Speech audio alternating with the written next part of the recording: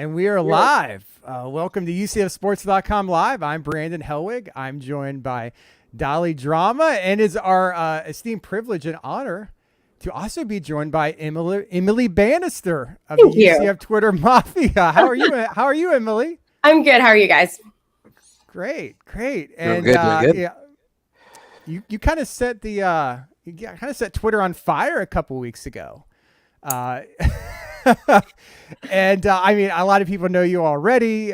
You've been active on Twitter for years. You've been one of the top memers. Is that even a word in the UCF Twitter Mafia? But I remember, I forgot what time of day it was, but I'd see your tweets and I saw your Zoom background. I'm like, whoa, like that is next level.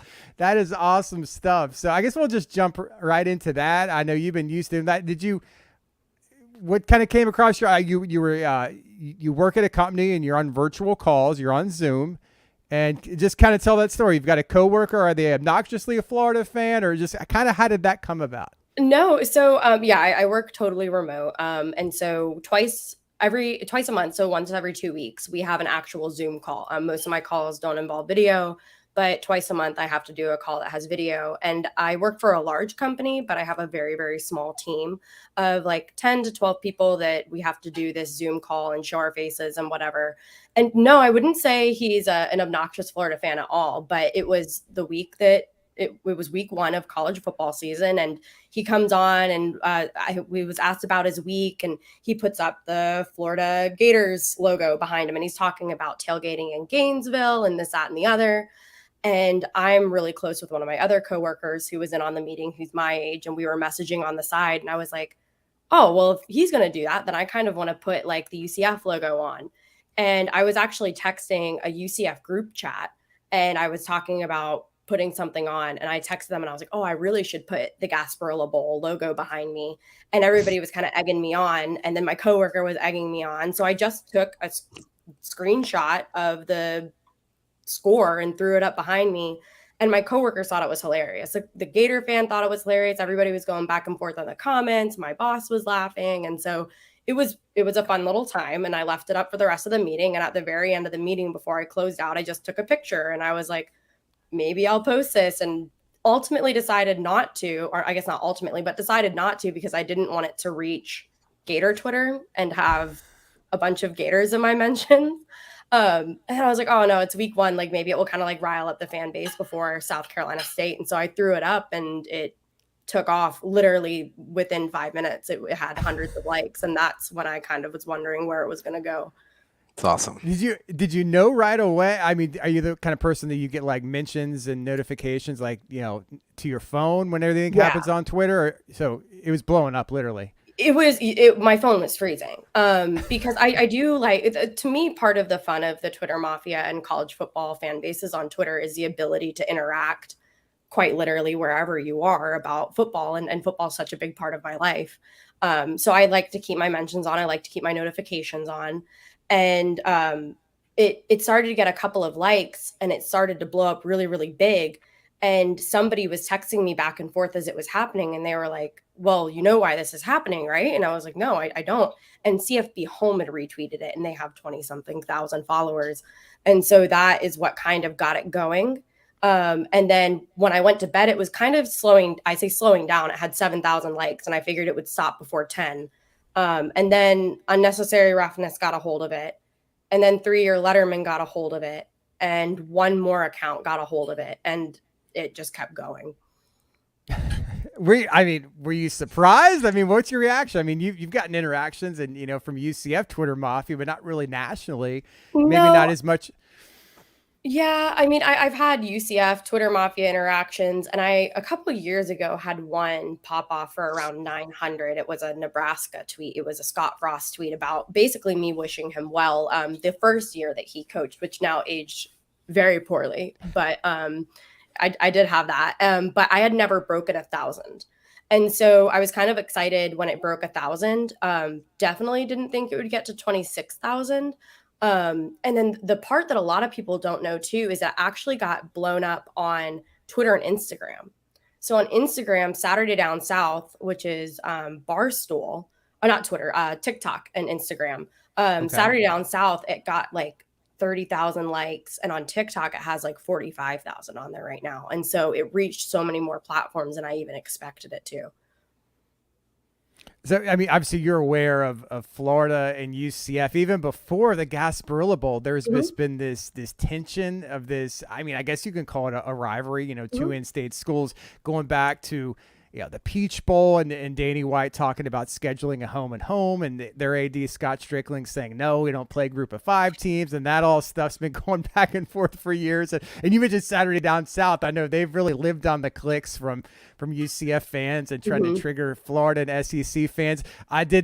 What are some of the memorable mentions you remember from UF fans? Because I would see them all the time. I mean, those guys were pretty butthurt in all kinds of weather, and some of those popular accounts. Yeah. They seem to take some pretty big personal offense to it. I was going to say they took that to heart. I think more so than when it actually blew up, because you mentioned all kinds of weather, which I had actually never even heard of, which maybe I just live under a rock, because I had like 4 or 5 people tell me that they're just a total asshole on Twitter, and I had never heard of them.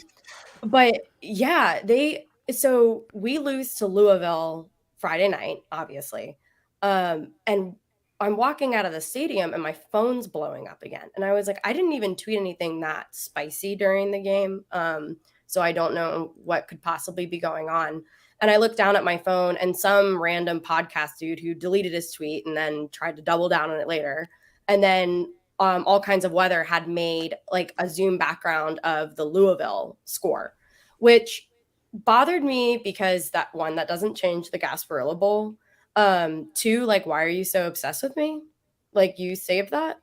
And so I didn't even respond. I just kind of waited, and then I kicked it back up again. And Saturday, when they lost to Kentucky, I threw one up of the Kentucky score, and they didn't take to that too kindly.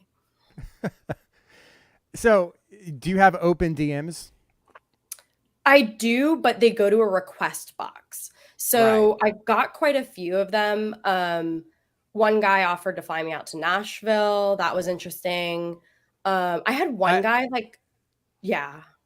Yeah, well, I mean, I don't know if you want to talk about the creeps and weirdos, but I mean, how did those messages start off? Like, He literally just opened up with that. Like no line, just jumped in. Like some other guy asked if I like chips or popcorn better. And another guy was talking to himself, and then he would quite literally having a conversation with himself and talking about how I was so mean for not responding to him. Yeah, just a lot of interesting ones. And then it flowed over because then people would go from my Instagram or from my Twitter account to my Instagram account. And so I got a bunch of DMs there as well. And I'm still getting them on Instagram from people that followed me. So that's the crazy thing about that meme is just Gator fans and friends that I have not even talked to in since high school, maybe, that just came right around and just sent me that. I retweeted it tonight. And I was just dude, are you serious? And I literally hit him back with those Jordan crying memes. And I'm like, he's like, please have some respect. I at least waited 24 hours to hit you back. But it was so great because that went into the zeitgeist. And then I'm seeing you, I follow all the Barstool apps, and unnecessary roughness and all that is taken off. And then it's closer to midnight, and I'm like, holy shit, LinkedIn just I forgot about LinkedIn. LinkedIn was huge. I was like, that's awesome. That was that was the one that I couldn't remember that kind of got it going. LinkedIn and then Zoom, which both have 1 million followers each, and so that kind of kept it going. But yeah, I mean, you mentioned you were seeing it everywhere. I ended up texting my coworker the next day and was like, hey, do you remember when I threw that Zoom background up behind me? He goes, Emily. He goes, I've been in meetings all morning, but I meant to text you. He was like, you and I don't follow any of the same people. We don't have any mutuals. He was like, and your account just came up as a suggested because your background that I watched happen in live time popped up on my feed. So that was kind of funny. That's awesome. So how have your social numbers gone up? Have you tracked that stuff? I mean, everyone, has social media accounts and everyone wants to build their personal brand, whether it's professional, whatever you want to do with it. Have you noticed that? Have your numbers exploded in terms of followers? I'm conceited enough to admit that I know what my follower count is. Absolutely. We started with 1,113 to be exact. And I don't know what we're at now, but I've gained at least 700. Yeah. Okay. Yeah. Solid. So I mean, and then I think I want to say like 50 on Instagram, which I don't pay attention to as closely. Now you don't respond to those DMs, do you? Though. No. No. Okay. No. Okay. So don't waste your time, guys. If anyone's seen this, you're not going to get a response. No, I don't. I want to say, I think Nick actually had me respond. Oh, he did. This one was good. So this was funny. So Nick and I were sitting around drinking one of the nights that this was blowing up. And some guy was like, oh, like, are you a UCF fan? Or he goes, are you just a UCF fan? Or do you actually have season tickets? Do you go to games? And I like flip the phone over. So like anytime some idiot DMs me, the first thing I do is show my boyfriend who I live with and who we both work from home together. And he looks over at it and he was like, respond to him and tell him that your boyfriend has Stadium Club seats. And so I did. And the guy was like, oh, Stadium Club, so fancy. He was like, but that really sucks. And I was like, okay, we're done here. So obviously UCF's had 2 home games since the tweet. Mm-hmm. Are you being recognized? I mean, has anyone, walking around the stadium or Stadium Club be like, are you that? Or you get looks like people think they recognize you, but they're not quite sure where they know you from? Yeah, we got out of the first home game and get out of the truck to tailgate. And some guy immediately goes, Zoom girl. And I was like, oh, okay, we're not even 5 minutes into this. And then all of the people in our section then recognized me, but they didn't admit it. They waited until the second half and they finally all brought it up. But Nick has had the same seat since way before I knew him. And so they all knew him and they knew me from last season. And so it was kind of funny that they like recognized me in that capacity too. The best thing about that photo too is just like it captures the mundaneness of every Zoom call that you're on the team. Yeah. So your face is just like deadpan and you're just looking at it and everyone has that same face. And then just like the no like F's about it with the score in the back was the best. So it's funny because everybody who has come across it, that's talked to me about it, has said that they think that my face is like the best in it because I'm like, oh yeah, look at this. And really it was that I was trying not to crack a smile so that my boss thought something was up. But yeah, I do appreciate that it worked out well. Yeah. So what's your background with UCF? Obviously you're a UCF grad. Did you just kind of show up as a student and kind of sort of become attached to the sports teams? Did it come organically? Did you have friends that kind of encouraged you? Kind of tell us that story about, all of a sudden you're a diehard UCF fan. Yeah. So I'm not even from Florida, which is, I think, everybody's most surprising, fun little fact. My dad was an officer in the Army, 32 years, just retired 2 years ago. So I grew up literally all over the world. I moved 13 times. But when you are like an Army brat, the Army family has to choose one state to hold residency in for tax purposes. And my family had all retired down in Florida. And so my parents chose Florida. So I had in-state school tuition for any Florida school. So my aunt was a UCF grad back in the 90s. Hadn't really spoken to her much about her experience. Became very aware of UCF as a school after Blake Bortles, and knew that I wanted to go to a quote unquote football school. So I toured UCF, absolutely loved the campus, loved Orlando, but they weren't quite where I wanted them to be for like a football school. They had the Fiesta Bowl win, but really nothing since that. But then I went and toured Miami. I hated it. And I didn't like that they didn't have an on-campus stadium, which isn't even me taking a dig at Miami. It just was something that I could not see myself wanting to deal with. Loved FSU, hated Tallahassee. Didn't really like Gainesville all that much from any angle. So really it just left kind of UCF checked off all the boxes except for football.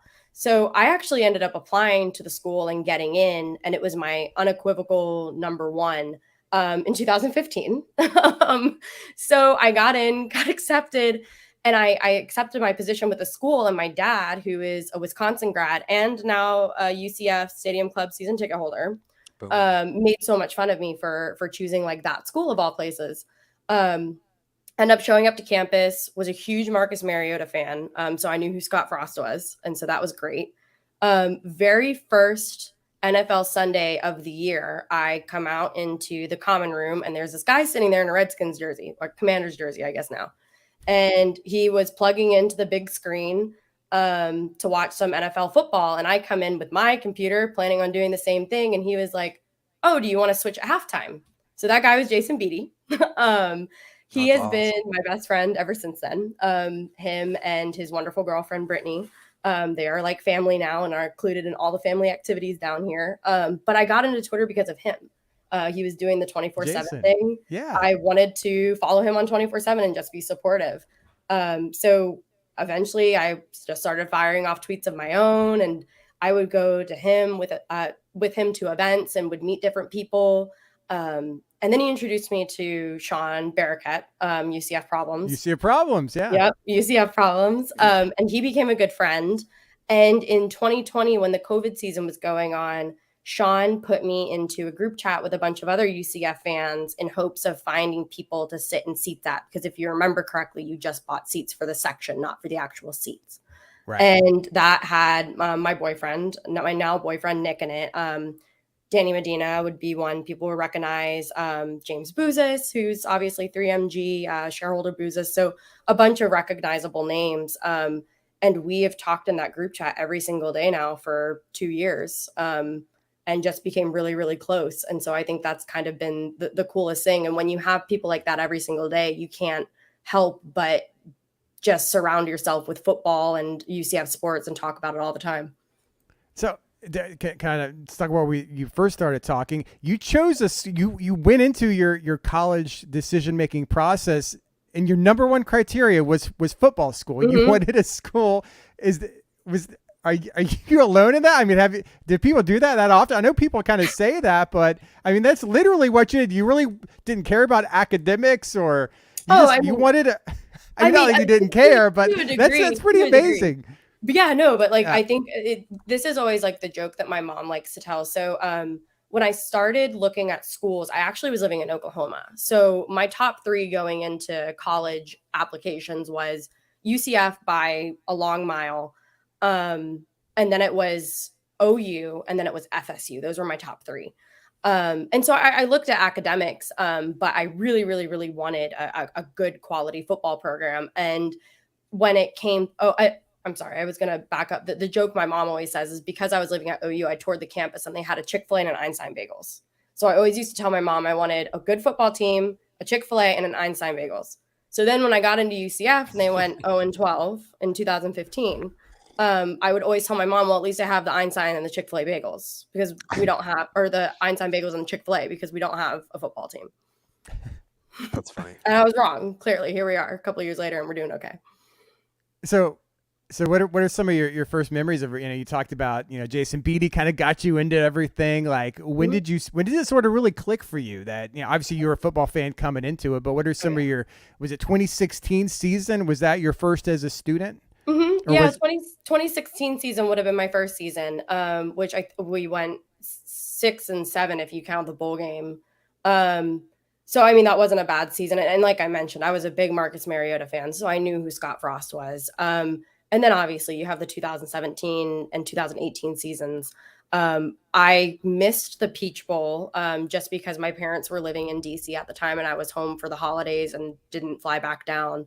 But I did road trip with 4 of my best friends, or 3 of my best friends, 4 total people, from Orlando to Scottsdale for the Fiesta Bowl, which obviously we lost. But that's the type of dedication that I fell into when I was a student. I'm just trying to think. You start that 15 year just like in the trenches. I'm thinking like I started back in. We're in Citrus Bowl days like 05, 06, and you have that horrible like retro logo with like the charging night, and then we get that rebrand like right in the middle, and just like Kyle Israel puts it together. Kevin Smith is with us that year, and you're just like, this is awesome. And I thought that was probably going to be the best it was going to be, but you got to kind of see some steps and then see us explode during your time here was just pretty badass. Yeah, and that is the most incredible thing. I didn't watch any games the year that we went 0-12. I just wasn't into college football the same way that I was into NFL at the time. But obviously I knew what the situation was coming in 2016. And so like you said, to watch it explode in that manner in that short period of time was kind of incredible. It's very storybook-like. Yeah. Your NFL team is the Vikings, right? Oh God. I didn't think that was funny. Thank you for laughing. No, I'm a giant Green Bay Packers fan. Green Bay. That's right. My bad. Okay. Yeah. Oh, I thought you were taking a dig at me. I was No, like, I wasn't. I swear, I thought maybe we're talking smack against the Vikings fans, and I maybe thought it was that. My bad. Yeah, no, big. My dad's from Wisconsin, so Okay, that's right. big Green Bay fan. Right on. So, how cool is just kind of being part of UCF Twitter Mafia and this kind of UCF social network, so to speak, where you were just a student, you came here, you were a big football fan, you didn't really know anybody, you kind of get connected, Jason gets you hooked, and you're in this group chat, you've made people who I'm sure are going to be lifelong friends, you've met your boyfriend. Like, is that kind of amazing how everything kind of comes together like that? Oh yeah, it's wild, especially when you look at the Jason Beatty angle. Like now, obviously him being pretty popular on Twitter and being the Orlando Sentinel beat writer, and then you have just UCF Problems, who has always been such a large personality on Twitter. And like you said, like to meet some of my best friends, and even then my boyfriend, who I now live with, is really kind of incredible. I think probably that's the most incredible part of it is that like this guy that followed me on Twitter for a few years is now like the person that I sit next to 24 hours a day, like work from home with, go to the gym with, come back, eat dinner with. So what's your favorite UCF memory? I know, you've been a fan since 2016. You've kind of, seen the meteoric rise to the next level of UCF. What kind of comes to mind of your favorite experience, your favorite memory? People may not like this answer because we obviously lost the 2018 Fiesta Bowl, or 2019, I guess, technically the calendar year. January 1. Yeah, January 1. But when my core friend group at the time, who actually, surprisingly, my best friends other than Beatty, they're not on Twitter all that much. But my core friend group at the time, we were really close with Brendan Hayes and Nate Evans. And so we would go to every single game of that 2018 season, and we'd sit in the front row and we would make signs for B and for Nate. And then we'd go and see them after like the games of the locker rooms and whatever. And so when we won the conference championship and that game, the Fiesta Bowl was announced, my core little friend group and I decided that we were going to camp outside and we were going to get tickets to go to the Fiesta Bowl, and come hell or high water, we were going to be there, whether that meant driving across the country or scraping together pennies to get on a flight. And that night that we spent camped out underneath of what was then Spectrum Stadium is probably my favorite memory, because it was just a whole row of students who wanted nothing more than to go to the Fiesta Bowl. And it was pouring down rain all night long. And we sat there and we played Mario Kart and we played Madden and we rewatched the conference championship. And at one point in time, Danny White came by, like Beatty came by, like I want to say like so many people came by, and it was so much fun. And I remember Eric DeSalvo in the morning weaving us through the ticket line in the morning and playing Zombie Nation, and then handing us our tickets and us all taking pictures and like knowing we were going to this game. And it was that sense of like camaraderie that you just have, and like knowing that you're a part of that for the rest of your life. That's awesome. This is awesome. That's awesome. And those experiences, it's really more about the experience, with your friends. And there's been a lot of great football experience students have been able to take part in. You just talked about that story. Game day, I know, is another one where a lot of people camped out overnight. Did you take part in game day? What was that? Looks like you have a reaction there. So I said I wasn't going to bring it up, but I can briefly. So when I was in college, I actually was an intramural flag football official. And I took my job super seriously, and I'd been doing it for, I want to say 2 years at the time. And 3 weeks before game day, I got assigned, and UCF totally paid for me to fly to the University of Western Kentucky or Western Kentucky University, I guess, and officiate the regional flag football championship there and basically compete for a shot at officiating the national championship. And so they had already paid for that trip, and I was 100% scheduled to go. And then they announced game day happening. And so while game day was happening, I actually was on a flag football field reffing the regional championship between like WKU and somebody else. So you missed all that, I unfortunately. missed it. I to this day have not seen the recording. Like that may make me sound like a fake fan. I don't give a shit. But yeah, I missed it.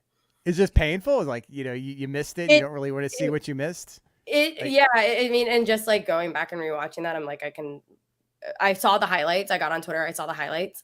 But I do remember running off the football field that day, because the way that regionals worked is you refed like 5 or 6 games back to back to back to back, and they would grade you on everyone.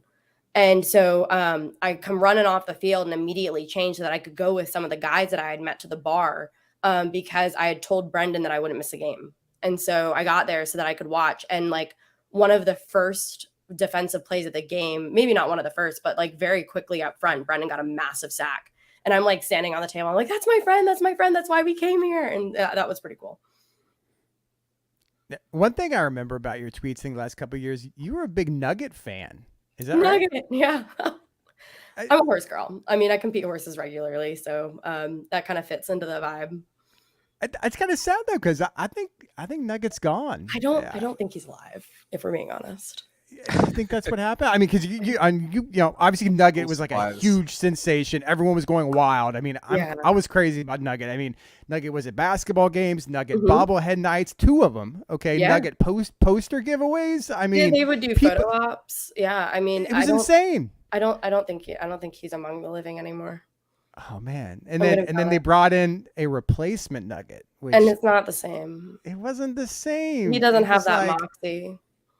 I mean, you're too young to know this, but I'm probably too young to, but I knew about it. But they had Dukes of Hazzard was so popular back in the 1980s with the actors, and they were like in contract disputes, and then they brought in replacement actors. They kind of made them look similar, but it's like, this is not the same. You can't bring in like a similar looking miniature horse and call it Nugget. It just doesn't work like that. And they haven't done it this year.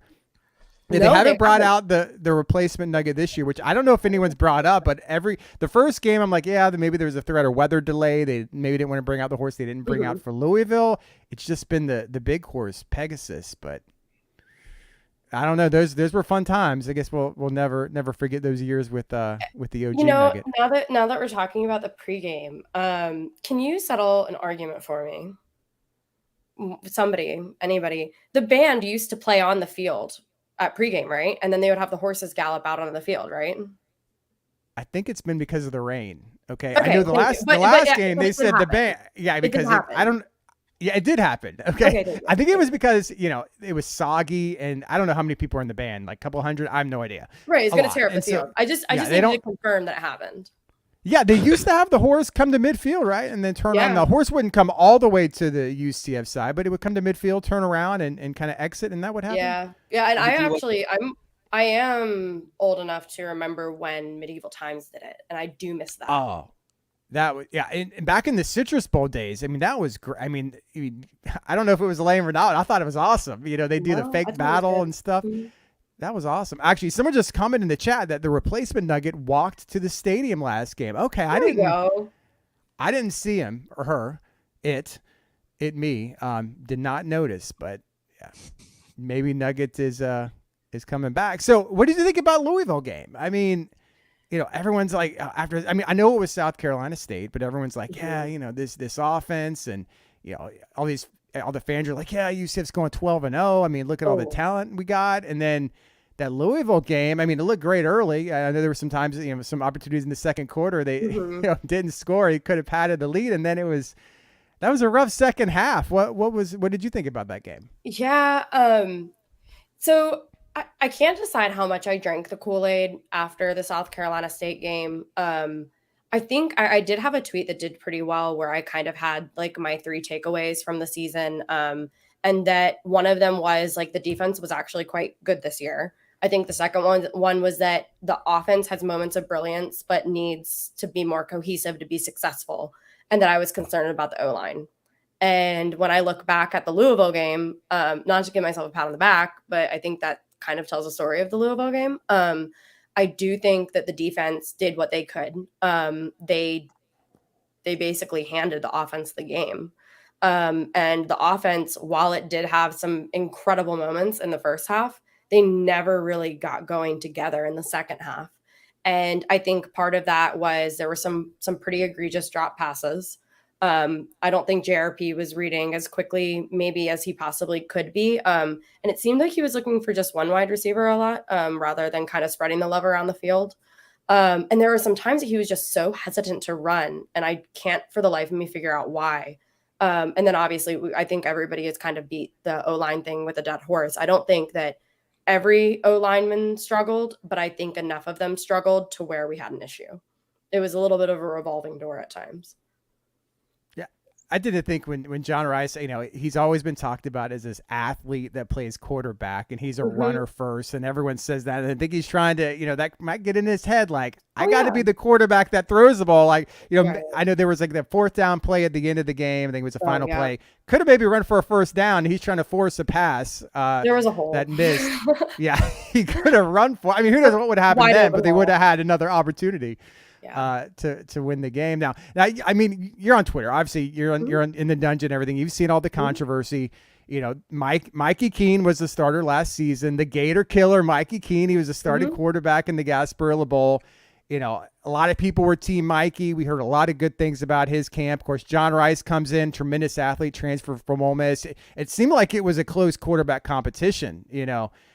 Talked to, people connected and people were thinking, oh, maybe Mikey's ahead. Oh, maybe it's JRP. Well, Gus went with JRP, but there's a lot of chatter now. People are like, you got to give Mikey a chance. I know a few people put polls out there. Who do you want to see start now?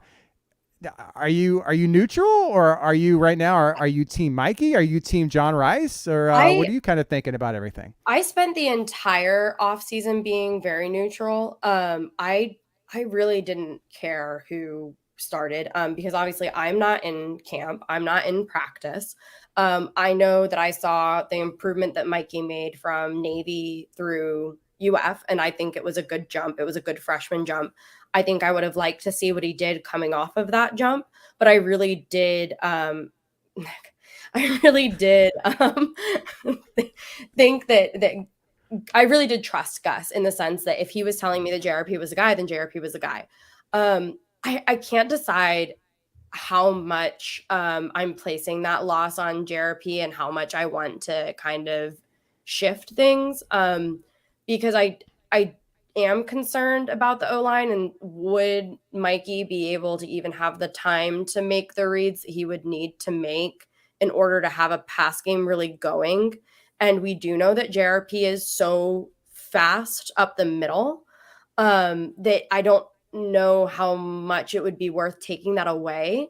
But at the same time, like, there is such a part of me that wants to see, like, what if we stuck Mikey Keene in that game? Like, what happens? Like, what decisions does he make differently that either it's a better or worse result? Especially after seeing, like, the one thing I just remembered too is there were a couple of times that JRP was throwing into like double, triple coverage, and he got lucky a couple of times. I don't remember who it was. Maybe it was Nick. Made the point that JRP would have had 5 interceptions if Louisville had if they could have caught the ball, he probably would. Yeah. Right. And they dropped several. That's an ugly statistic. But when you look at the box score, was it 1 pick or 2? 2? 1? I think it was just the one in the back of the end zone, right?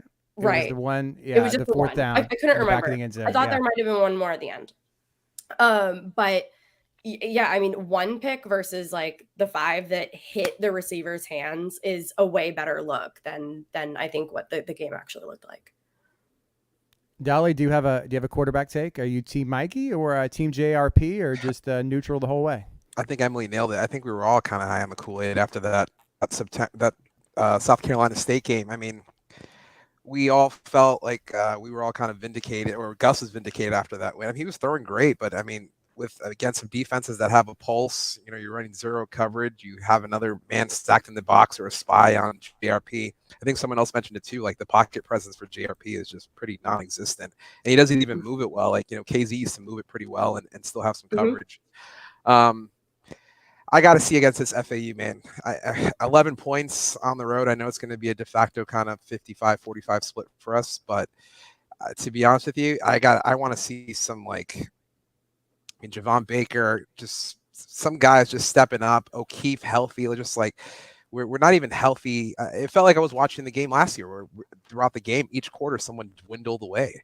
I was just so angry, man. I just got like a time hop of looking at like the week leading up to the Louisville of that game, and I literally have that last play saved on my phone as a video of us marching down the field, and it hits him right in the chest, and that pick six back. So just to kind of relive those memories, I was just like, come on, man. But I'd love to see us to go down to FAU, put it all together. I think some people said here we need some time to gel, but I'm also fearful of like what was it, 11 when we went down to FIU. We started off 2-0. We thought we were world beaters against Boston College, and we lay an egg against Mario Cristobal down in FIU. So let's see what happens. I'm gonna reserve my judgment till the end of September. But if things keep on going the way they are, I think it'll be a Shocktober surprise and bringing back a return of the King.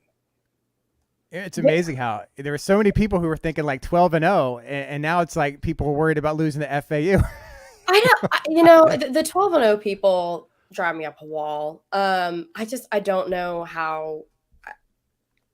I don't need to go into it, but it's just one of those things where I think I do agree with one of the things that you're saying, like give it until the end of September. I think the people that are like calling total doom and gloom on the season are a little bit jumping the gun.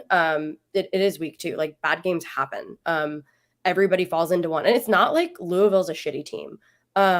Syracuse dog walked them week 1. But I mean, who knows whether that was a trap game? Who knows if Syracuse is maybe a little bit better than we thought? Who knows if they just failed to execute? I think FAU has the chance to be a trap game for us down there. I think it has the chance to be a total confidence booster. But I don't think I am going to have a well-formed opinion of what this offense, as it stands, looks like until after we play Georgia Tech. Yeah, I agree with that. I don't know if we're truly at quarterback controversy yet. I don't think so. I think we got to see what happens against FAU and FAU. I don't know how good they haven't played anyone this year. This was a team. What was the record? They were like 5-7 last year. They lost their last 4 games of the season. They did not make a bowl game. They beat Charlotte. Charlotte is not a good team. They waxed them in week 0. They went up to Ohio of the MAC and lost a 41-38 game. I mean, they lost to Ohio, and Ohio was 3-9 last season. Maybe they're better, but they still lost to Ohio, and they just beat Southeastern Louisiana, which is FCS. So I don't know how good FAU is, but to be honest, I don't care if it's John Rice Plumlee, Thomas Castellanos, Mikey Keene, or Will Bond. Just win. I mean, UCF should beat FAU. It shouldn't matter who the quarterback is.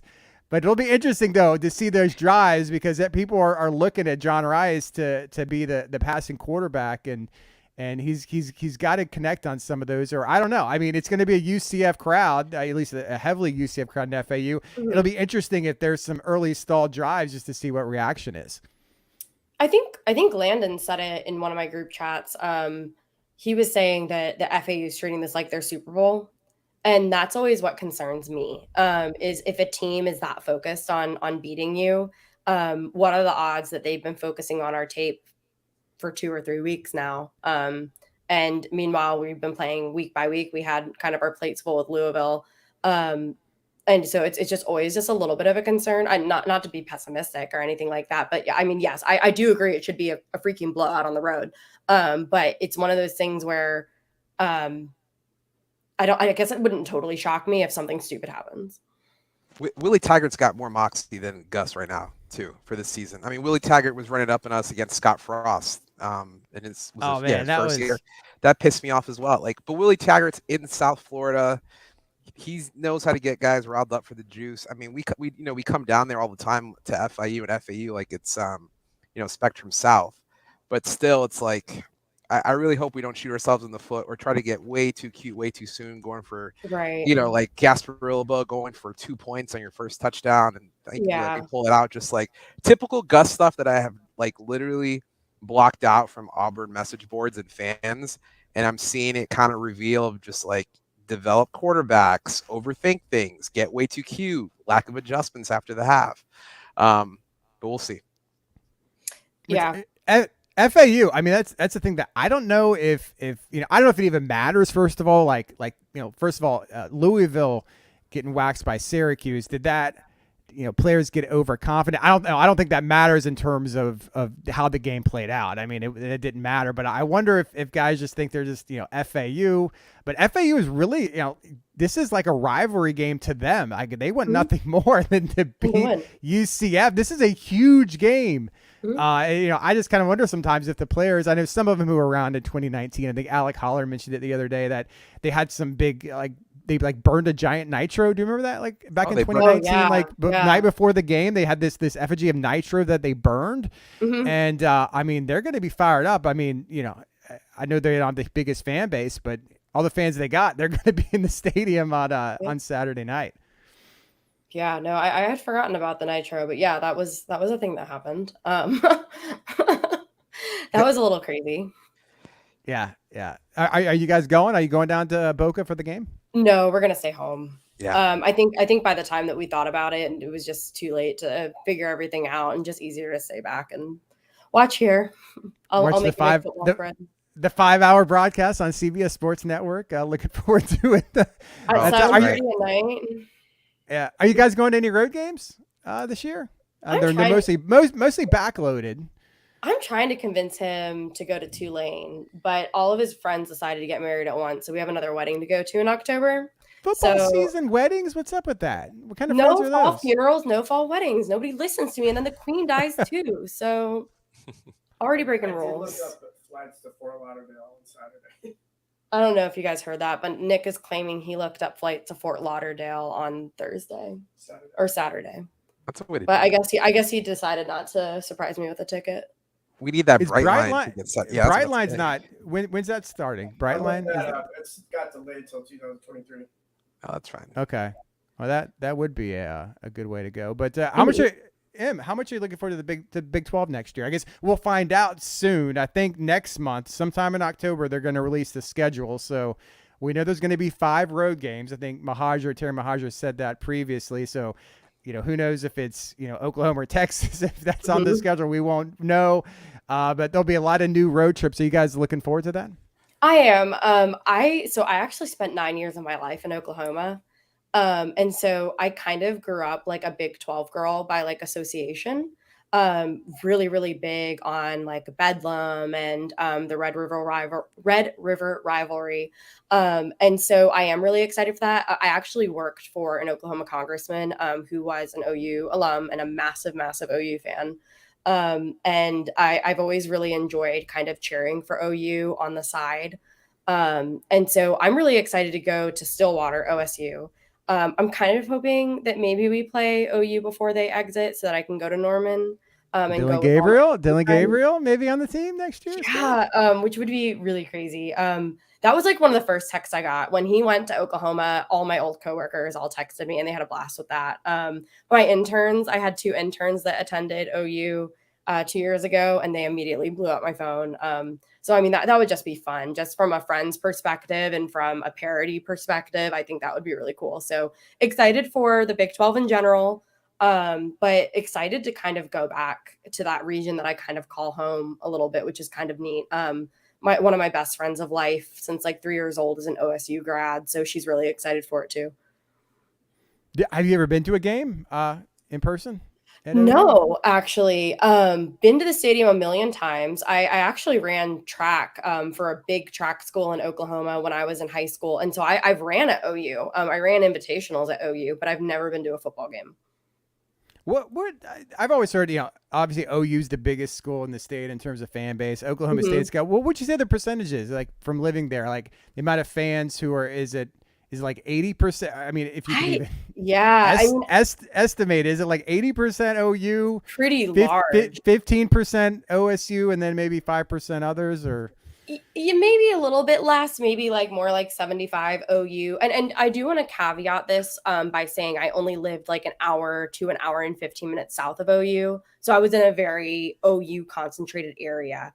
But I would say probably 75% OU. And then I would probably split the other 25% in half, like Texas fans and Oklahoma State fans. But I always remember noting that I ran into a lot less Oklahoma State fans than I did OU fans, and I have a lot less friends that ended up at OSU. We talked about Scott Frost. I think you mentioned him when we first started talking. What do you think his next move is? And were you surprised? Were you surprised at how miserable his Nebraska head coaching tenure was? I was, and I'm pissed he made me look so bad on Twitter because I defended that man to like his last week. But yeah, I think it was really shocking, and I feel a little bit validated because Mackenzie Milton gets on and basically says like he's one of the greatest offensive minds that I ever worked with, and he's incredible, which makes me feel a little bit better. But I couldn't believe. I think what did the statistic come out to? He only won 16 games in his tenure there. He needs to win 3 more. He needed to win 3 more games to win the amount of games he did here in 2 years. There you go. See, that's even more egregious when you put it like that. I think I was less surprised at the firing than I was at the timing of it. Everybody has seen the numbers floating around. If they had just waited 3 more weeks, it goes down 7.5 million. I guess like they were just so far in the hole. Like at that point in time, what's 7.5 more? Yeah, I just don't know if anyone can win at Nebraska anymore. At least not. I mean, obviously they shouldn't be that bad, but for what their fans are accustomed to and thinking they were going to reclaim those '90s glory days, I just don't know if that's possible anymore. Just with where they're. I mean, obviously they're Big Ten. They've got tremendous fan base. It's the only school in the state. They're like the NFL team of Nebraska, but they don't have a built-in recruiting base. I mean, I guess NIL kind of changes the game now with guys. So I don't know. We'll see what direction they go. I think expecting it to go back to like you were mentioning, like the 90s, I think that was a little bit delusional. The rule that I've always lived by in my life is it takes 3 years to rebuild a program. And so I'm always very like staunch about don't go after a coach until he's had 3 years. Then you've brought in a lot of people that you want on coaching staff. You brought in a lot of your own recruits. Like you've had a chance to condition the guys that you've brought in throughout the years the way that you want to see them conditioned. And so while I don't think it was reasonable to say like, yes, we're going to go back and we're going to win a national championship, I think it's a little bit reasonable to think that they would be well on their way to bowl eligible this year, and starting off 0-2 is not very indicative of that. Yeah, to kind of start to wrap up here, I'm just curious your take because obviously we talked about the last game with UCF and all the people who were like, yeah, this is a 12-0 team, and I know this is a really tough question right now, but I'm going to put you on the spot. How do you see the rest of the season going? Can you make a 1-loss prediction? I know it's really hard right now. I don't even know what I'm going to say, but how do you think the season's going to go? And do you still think? I assume going into it, you probably thought this team could compete for a conference championship. I know it's knee-jerk gut reaction coming off one bad loss. Can this team still win a conference championship? Oh, yeah. Our conference isn't that strong this year. Right now, I want to say ECU has looked the scariest to me. And even last week, they didn't look that great. Cincinnati's not the powerhouse that they were. Houston's okay. I think that if we kind of like turn ourselves around after, again, week 2, we have a long season to go. I think it's very possible that we're competing for the conference title. What about you, Dally? What do you think? I think the conference is definitely very mid this year. I don't think we're going to win it outright. I think we're going to get some help from our old CUSA foes in East Carolina to give Cincinnati or people in the East a loss. I don't think we're going to see Houston. I don't think we're going to see Houston in the conference finals. If we get there, it'll probably be like an SMU. They're going to play like, hair on fire, especially since the entire state's leaving to the Big 12 or in the Big 12. And they're going to want to make a statement. And they had our number last year, even though Sonny Dykes is over it now at TCU. I'm glad that we have the rest of this month to kind of figure out our non-conference kind of thing. But if we're not sure of who our quarterback is by the end of September, I don't see us winning a conference. But I still believe I still think 9-3 with some help from ECU beating an Eastern foe can get us in the title game, and then we'll roll with that. I'll take a 10-win season any day. Yeah. Preseason, I said 10-2. That was before we saw any action. I guess like you guys, I think it's great that you start off with 4 non-conference games so you can kind of Mhm. figure things out. This defense is legit. I mean, that's the reason why I still have hope that this could still be a great season. This defense is improved from last season. You know, I think with all the attention on the offensive woes, I think that's taken the attention about how awesome this defense has played. That really should be the storyline right now. Is not, you know, quarterback issues. You know, no, it's the defense. I mean, Malik Cunningham was going to get his. I mean, other than that opening drive, and opening drives are always about, you know, seeing what they do and changes and making corrections. They pretty much held him in check, except for that one long touchdown drive. Other than that, I mean, they, for the most part, shut down Louisville. Yeah, they're gonna you drive a little bit. You know, they kick some field goals, whatever. But the defense is looking really good, and I think that's always going to keep UCF in games. They just got to get this offense figured out. They got to figure out, you know, is John Rice the guy? Is he going to develop into the quarterback that they need to run it effectively? I mean, I don't know if there's a quarterback controversy yet, but they have time to figure it out. FAU might be a good. You know, I don't want to take them too lightly, but, you know, they're not going to be as stout as Louisville. I don't think UCF has any business, you know, struggling with FAU. I think it's going to be a blowout, but we'll see what happens. And Georgia Tech will be a nice test going into conference play, but I still think they just got to figure out this offensive stuff. I really don't know where it's going to go, but I still have faith and hope that this still could be a conference championship season. Yeah, I agree. I think this defense has this is a very bold statement. I think after 2 weeks, as much as I've said, calm down, it's only 2 weeks in. I think this defense has the potential to be as iconic as what I think people remember the 2017 defense being, with the Griffin brothers and such. They just look so phenomenal. I think from a talent perspective and the way that they executed, I think they're incredibly stacked. And I agree with Dolly. The AAC, we'll see how it plays out. I mean, it's only 2 weeks in the season, but I don't know if anyone's great. I mean, I think the Sun Belt right now, they have that New Year's Six spot. Whoever wins the Sun Belt, whether it's going to be App State or Marshall. Oresco's I mean, cringing. Oresco's cringing looking at that. Oh, we have these huge markets. Who cares? West Appalachian, you know, Appalachian State, like Georgia Southern is in Atlanta, right? And they're literally in the backyard of, you know, Georgia Tech. It's not about markets, man. You got to like line up and rock, you know. That's exactly, and you got to get teams that have fan bases and have, you know, college towns, people who are proud to go to the school, that have pride in their school. You just can't pick some. I know this sounds bad because UCF some people might categorize as UCF. Oh, they're in a big market. They're a commuter school. And people would have said that about UCF in the past, but I feel like the AAC did that with Charlotte and North Texas, and just kind of just pick a, you know, no, you got to go App State. They got tradition. I know Boone, North Carolina is not easy to get in and out of, but you got to go with these schools that have football tradition. But anyway, that's not our problem anymore. But Emily, man, this was a blast. Just kind of getting to know you and you know, learning more about your background. And obviously, you became, you know, you were already Twitter famous in the UCF Twitter Mafia, but now you're really Twitter famous here in the last couple of weeks. So it's been fun over the last hour, kind of getting to know you. And I know we know what your face looks like, but kind of putting a face to a Twitter profile and kind of learning about it. So thank you so much for joining us tonight. Yeah, absolutely. Thank you so much for having me on. It was a blast. And I guess Nick by proxy is sitting over there. Thank you, Nick. Nick's a friend of mine. I've known him for quite a while. So yeah, it's been a lot of fun. And I know I'll see you around. Maybe we'll talk again sometime soon. And go Knights and charge on. Go Knights, charge on. Go Knights, charge on.